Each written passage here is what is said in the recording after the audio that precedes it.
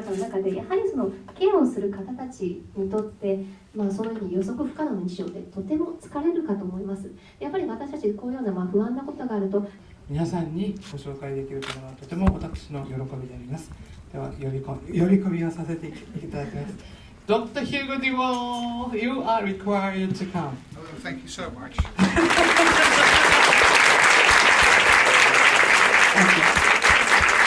ューゴ先生です。敬愛を込めてヒューゴ先生と呼んでおります。皆様もう一度大きな拍手で。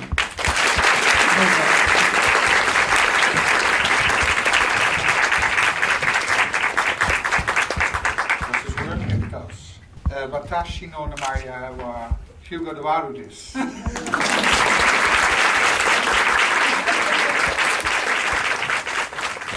すごいスピードで日本語を覚えていってくれています。で、それもやっぱりそう皆さんとやっぱり。I was a trainee in psychiatry, and during that training, there was one placement in old age psychiatry, which incorporated dementia care, and that's where we were taught about person-centered care, and that will be around about 30 years ago.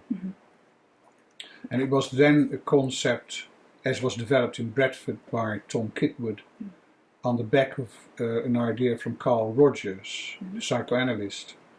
It was Tom Kitwood who applied this concept to dementia care in particular because that was his field of expertise. And at that point, and I was still a junior trainee in those years, people with dementia were treated as if they were all the same. So the label of having dementia took over from their personhood, from their personality, and the person who carried the illness faded away. And everyone was treated as if they were the same person. And that irritated Tom Kitwood, and not just him, but many people. And the concept as defined by Carl Rogers was then understood to be perhaps helpful in trying to define a different approach.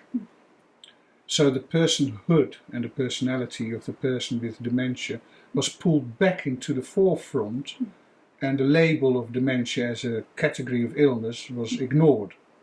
And what I now try to tell trainees is, and relatives of patients with dementia, is that once you know the diagnosis, which in itself is still important to get, for some reasons we might come into later, the task in hand is to then start to ignore the illness as much as possible and to focus on what is still there in someone's personality, what are their strengths, but also what are their weaknesses. If I take any patient with a particular stage of dementia and I compare that person with someone who is in the same phase of the illness, then they will still look very different. They will still report very differently what is problematic in life. One person may have great difficulties in getting dressed in the morning and providing and looking after themselves hygienically. Another person may perfectly be capable of doing that, but has far more difficulty in recognizing faces. A third person might have all of that still going well, but is wandering at night and goes out of the house not knowing where they are. They all have the same illness, they all are in the same phase of the illness, potentially, but their lives look very different. Dementia. So what do I do about it? Yeah. And they're very placid, and they're very pragmatic. I see. So I don't want anyone to know about this. It's very expensive, because in France you can go to a doctor, what the government pays. If you don't like what the doctor says, you go to another doctor. The government pays again. If you don't like what that one says, you go to another. They shop around.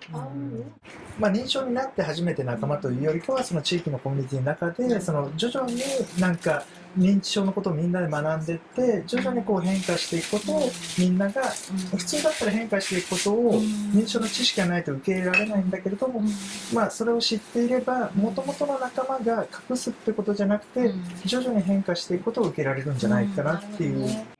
What it means to be dementia. Whenever you ask, so whenever I see a new person with dementia, I always ask the relatives, now, regardless of what we are talking about today and what is going on now, Can you remember how long ago you first thought something isn't quite right?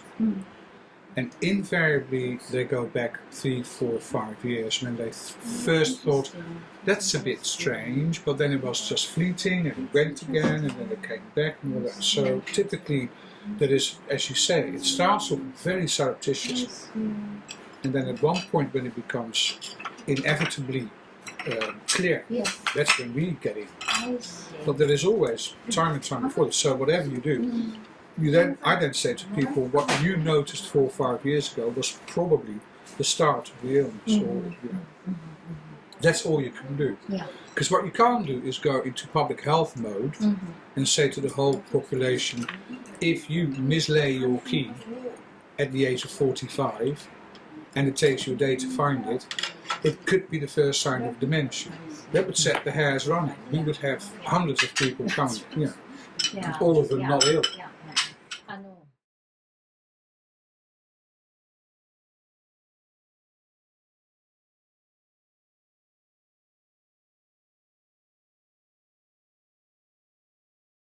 The person-centered care can be also applied to the person with the advanced stage. It's even more important in the advanced stage because by now people will have quite a few problems and won't have much communication left. So whilst in early dementia someone may report distress or I can't do something or whatever else, and we can then start to work with that. By the time I get patients, they are well beyond that. They can't tell me what they're thinking, which means we need to observe them all the time. But very often I wind up trying to negotiate with, for instance, nurses. I'll give you a clinical example. Older people find it difficult to sleep well. That's normal. We know that that's the case, and if you sleep 4 hours per night after the age of 85, you're doing all right. If you have dementia, sleep gets more disrupted. It may be total sleep reversal. You sleep in the day, but you're up at night. In the past, people would demand sleep sedation, night sedation, because for some unintelligible reason, we always thought everyone has to sleep at night. That might be true in evolution, but we are well beyond that, having invented electricity. But never mind. When nursing staff come to me to say so and so is up all night, then my first question is that a problem? If it is a problem, it might be because the night staff don't like people being up. And that is not a reason to give sedation. It is a reason to change the night staff.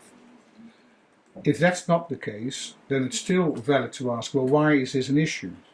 If the person then reports, well, they're very distressed whilst they're awake, then that is something we need to look at. But recently I've had 2 cases over, let's say, 2 months, where I asked the question, do we know why this person is up?